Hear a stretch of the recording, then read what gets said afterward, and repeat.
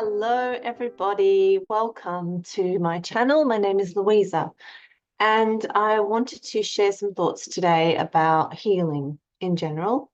Although most of the people that I work with are going through psychosis, and as many of you know, that was really the big healing journey that I've been on as well.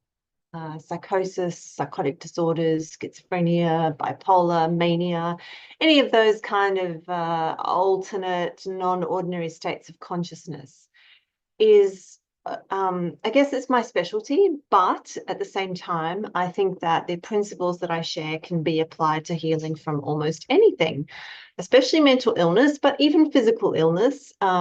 As some of you know, I've been recently going through a major health challenge of trying to heal my hip from an old injury that has caused arthritis and hip dysplasia and continues to be an issue for me. So while that's ever present in my mind at the moment, I'm kind of conscious of how the things that I'm learning as I heal my hip are reminders of what I did when I healed myself from schizophrenia / psychosis, and therefore might be useful for you guys as well. So I wanted to zoom in today on time. Right, one element of healing, which is time. That healing naturally takes time. And I think that's one of the most humbling things about healing yourself, and perhaps one of the reasons why we can potentially learn so much from the healing journey, is that it unfolds not always in alignment with what your mind and your ego and your human self want, right? Obviously, we all want to be out of pain as quickly as possible.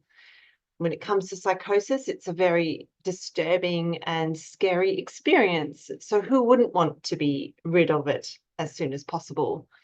However, certainly with that journey, people often ask me, how long did it take for you to recover from your major psychosis, which happened in 2010?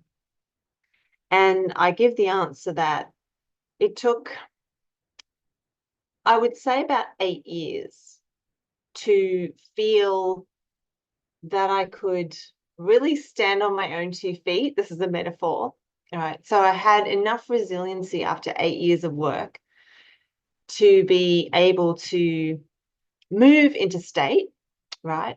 When you think of the really stressful things in life, moving is one of them.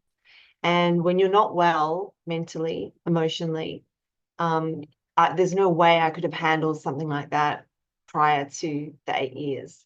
To be fair, I probably have to maybe make it 7 years, because we actually moved in the 8th year, but it began to really put into place all the pieces that needed to happen to move after about 7 years of hard work. So 7 years, I would say, of fairly constant states of unwellness. And for anyone who's been through mental health, it isn't like some physical illnesses, which are very, you've got pain, and you've got pain the same the next day, and it's all kind of the same.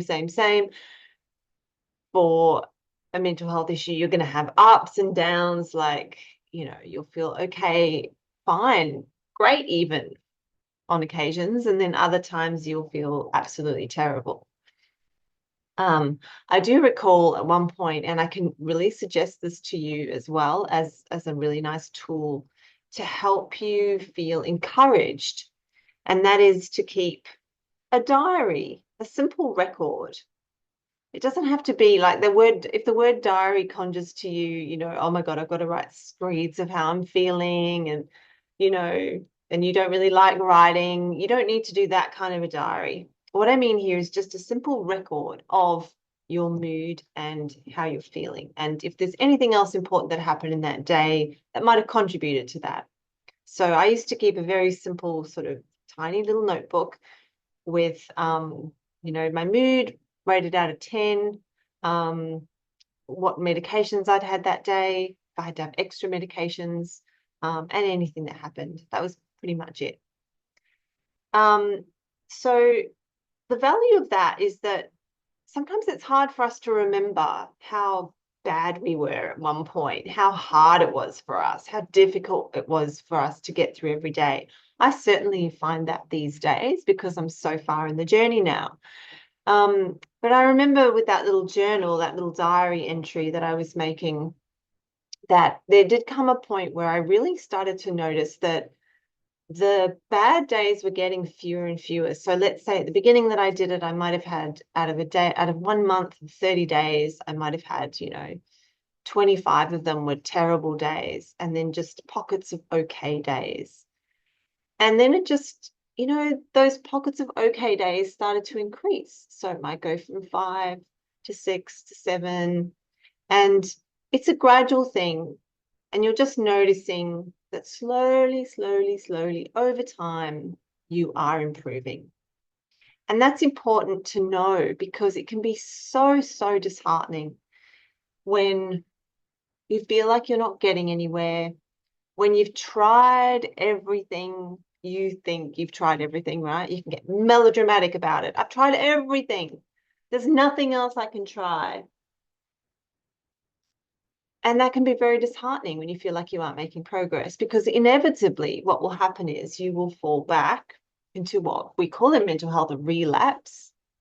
Um, I don't really like that word because it sounds like you've kind of gone backwards, but I don't believe you ever really can go backwards. I think we're always working with cycles and spirals.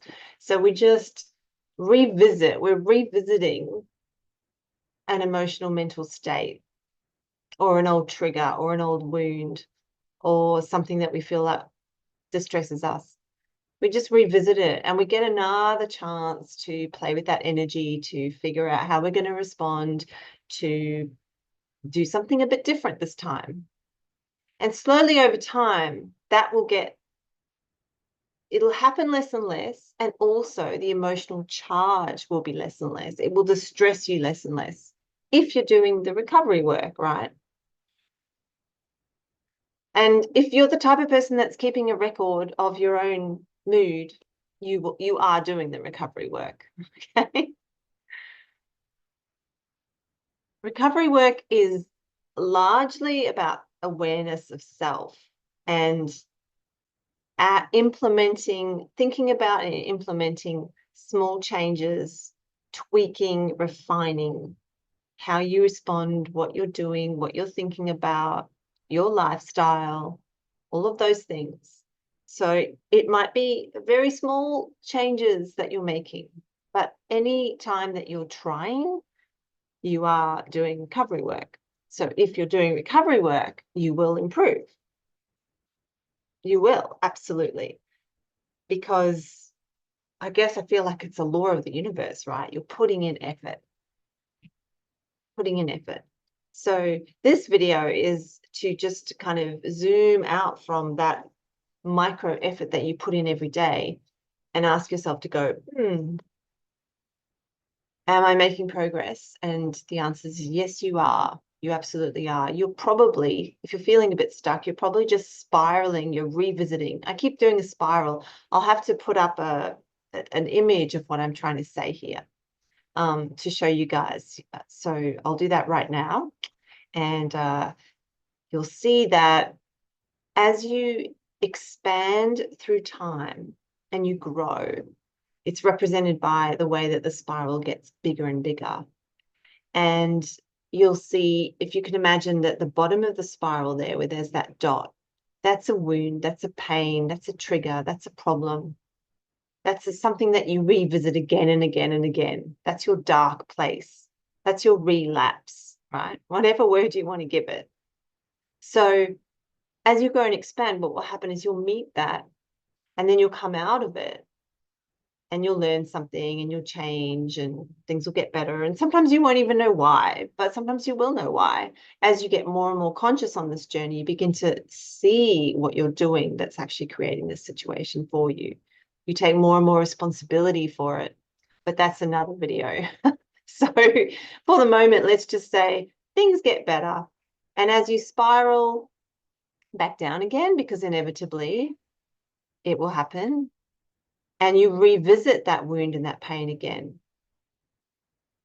you'll, as I said before, you'll have this chance to do something different, to see it from a different perspective, maybe to go through it again, but with a little bit more self-awareness, right? These things are very incremental, very subtle, but they are there and you're always moving. And that's the point of this diagram, is to show you that you're not actually going back to square one or where you started. You never can. You're always growing, you're always expanding. So you're just revisiting it, right? Getting another opportunity. And as you grow and expand, what you'll find is that over time, that dot, whenever you revisit it, will change to the point where it doesn't have its emotional charge anymore, where you've learned enough coping skills that you actually can handle it.